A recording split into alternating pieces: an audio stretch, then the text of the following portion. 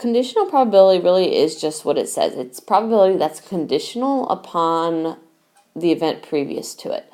So the only difference here between conditional probability and compound probability, when we're calculating compound probability, like finding the probability of this and this, we know what we've chosen before. Whereas conditional probability, they may give you a group of something or other, and they just might say, okay, based off of this, what's the probability of this? It's a larger group, and they don't give us the specific event beforehand. We have to find the probability given the event of all of them. And that's really the best explanation I can give for it. But we write it as the probability of B given A. So your A is actually your first event, which makes sense. A comes before B. So if we look at this table, it does have an example to sort of start us off. It's nice when the chart is here for us. It says the table shows the results of a class survey of 28 students. Did you do a household chore last night? So they did males and females. Excuse me, I got the hiccups. And then they said, did you or didn't you, as a male or female, do a chore last night? So what's the probability that a student did do a chore? Well, a student doing a chore, 7 and 7 for yes. So if you count all of our numbers up, 7 plus 8 plus 7 plus 6, we have a total of 28 students, and it says that. So it's a total of 14 out of 28 for the probability of doing a chore last night. So what's the probability of a student doing a chore given that the student was a male? So looking at the male row, what's the probability that they did do a chore? So that would be 7 out of 15. So the total is actually out of just the males, not the group as a whole, because that's the given. That's what we're basing it out of. So given they're male, 7 out of 15 of them did do a chore. And then it says for number 3, find the probability of a student not doing a chore given that the student was a female. So for female, there are 13 girls. How many of them did not do a chore? 6 out of 13.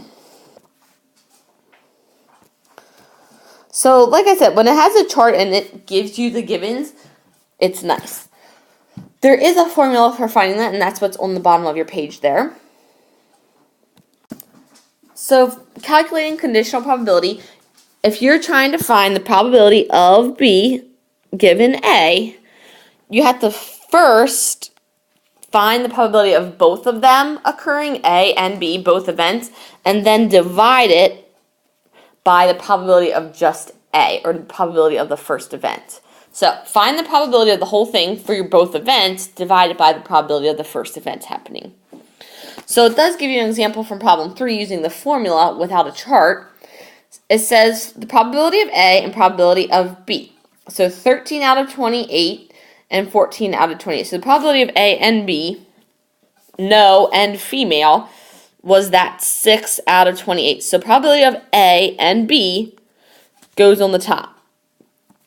Then we divide it by the probability of A. So we divide it by the fact that they were female. There's 13 females, so that's in your denominator. If you guys do that, it does simplify to 6/13, which is what we found without using the formula. That's what we get using the formula.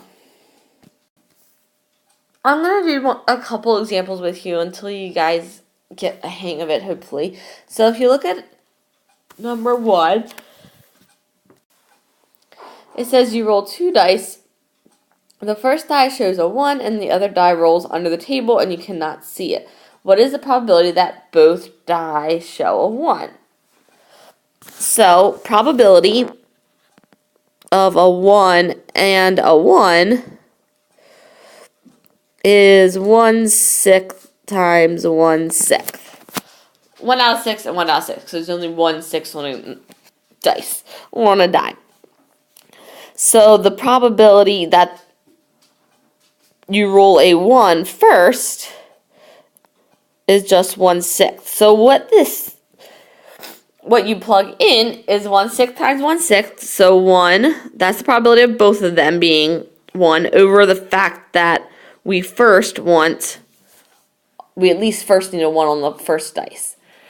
So 136 divided by 1/6, remember, dividing by a fraction is really multiplying by the reciprocal. So this would be 1/6. The probability would be 1/6.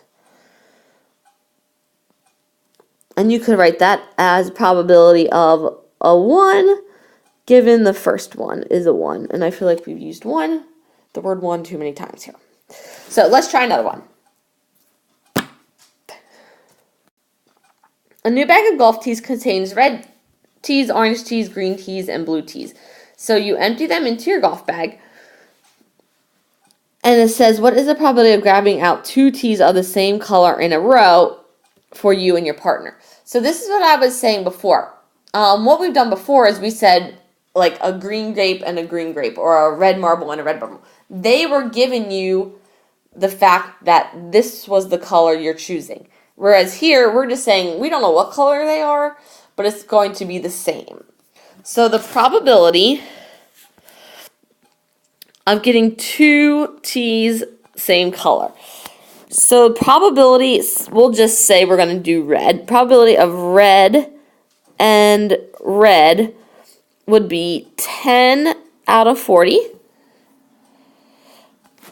for the first one. And if we're doing red again, 9 out of 39 for the second tee. Because remember, we've pulled one out, so there's only 39 left. And 9 red ones left if the first one was red. So that's the probability of both of them. And we're going to divide that by the probability of the one color, or of red, which was 10 out of 40.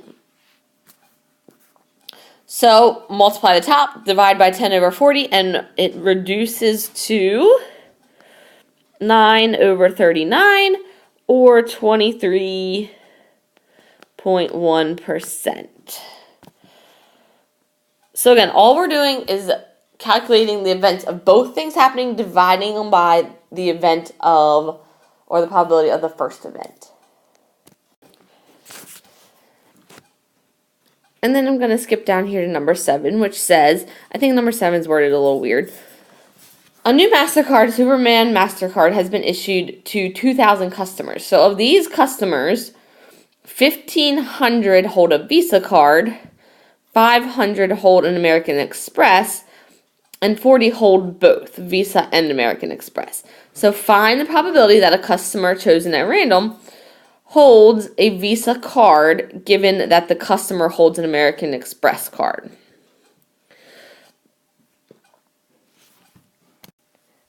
So the probability of both of them is the 40.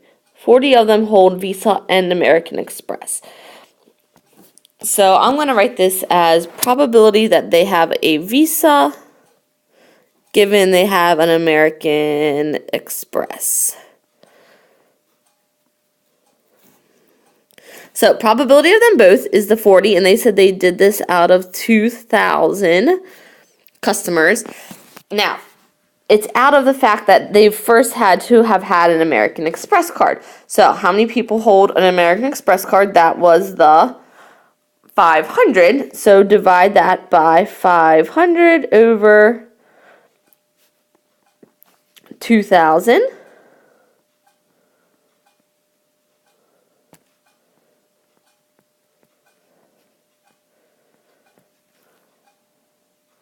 And you get, so because your 2,000 will cancel out, you'll get 40 over 500.